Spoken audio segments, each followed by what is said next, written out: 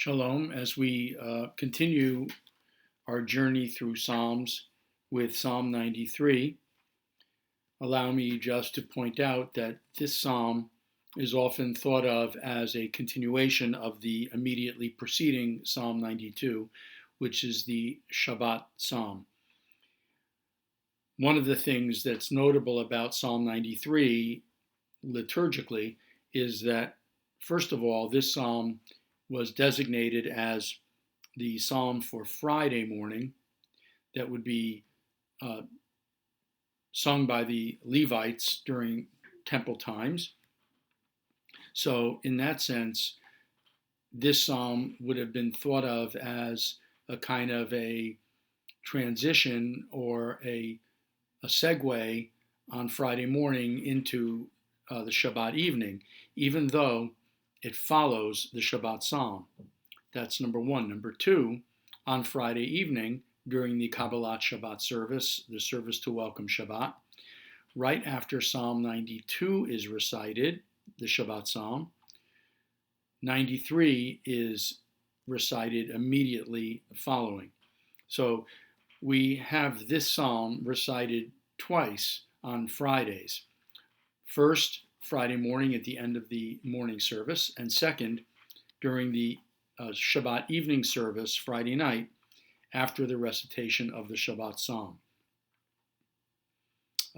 The reason for designating this as a psalm for Friday morning may have had to do with the uh, the procedures and practices that were carried out by the Levites during the temple times in order to get ready for the Shabbat. And one of those procedures would have been to prepare their special Shabbat celebratory clothing that they would wear when they would officiate during the Shabbat worship by singing and praising God, and also by assisting the Kohanim, the priests, in their rituals.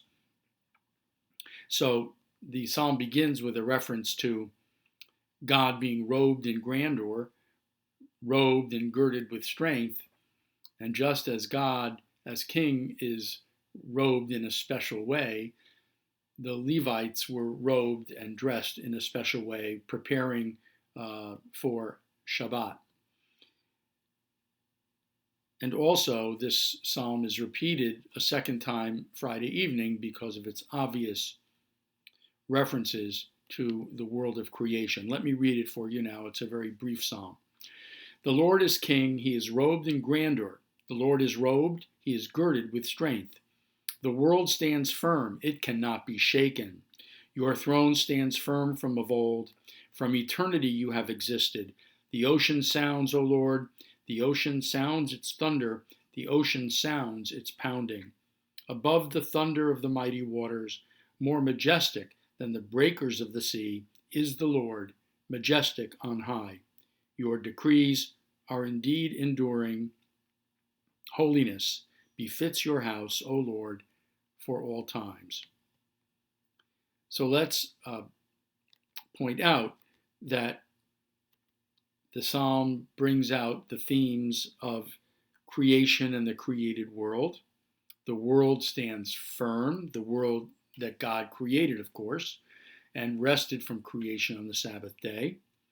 References to the power of the ocean and the thunder of the mighty waters, but at the same time, those powers, and by extension, the power and grandeur of nature, is secondary to the power and grandeur of God, because God is the force that created the oceans and the natural world.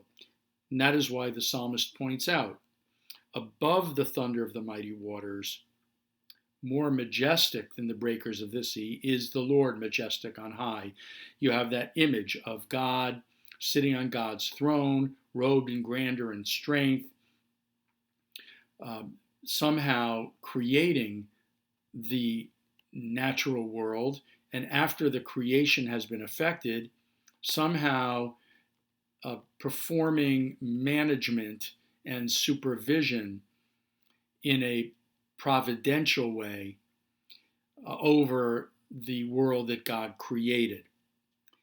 So you have kind of a separation, a dichotomy here between God on high, with the image of the sovereign and the king, and the natural world below. Why is this so important? I think that one of the reasons it is so important is because the psalmist obviously has an agenda and is involved in a polemic against anybody who would think that God is in nature or identified with nature, or that nature or the natural world or the powers of the mighty waters are themselves objects of worship and veneration. No, we can admire all these things. We can admire the power and beauty of nature, but not worship it. Only God is to be worshiped, because God is the force and power that created these secondary powers like the mighty waters and the natural world. But nature changes and comes and goes. Seas can dry up or overflow. The world can break apart. But God's throne stands firm from of old. From eternity, God has existed and will always exist. The psalmist says that God is robed in grandeur.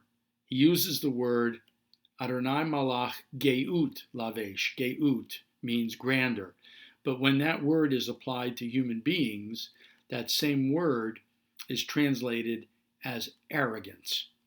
So if a human being is described as in terms of Geut, the Hebrew term is Baal Gava or Baal Gaiva. And that term refers to an arrogant person. So in that sense and in that context, Geut is not meant to be complimentary at all. It is meant to be a critical judgment against a person who tries to lord him or herself over others and tries to separate him or herself by virtue of some imagined or pretended superiority. But no, in God's case, there is no such thing as arrogance. Geut, for God, is simply grandeur and greatness. Man's arrogance is something to be avoided and condemned. But God cannot be arrogant because God is ultimate perfection.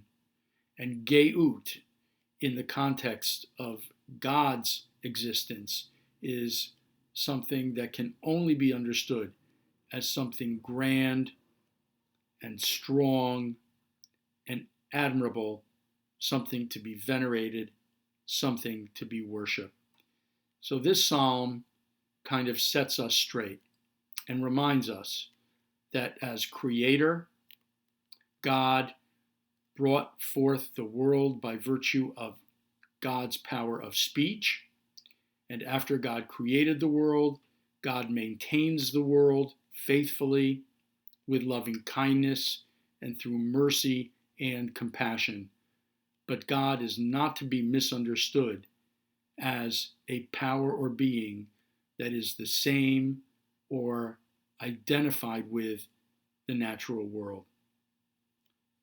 In that sense, the theology here separates God out from the world that we see, even the world that we admire and behold.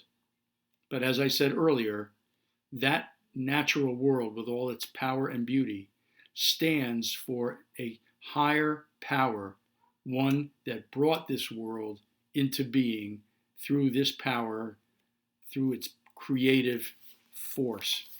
And we would also posit and conjecture that it is through God's qualities and capacities for love that God continues to sustain and maintain this world that we have around us.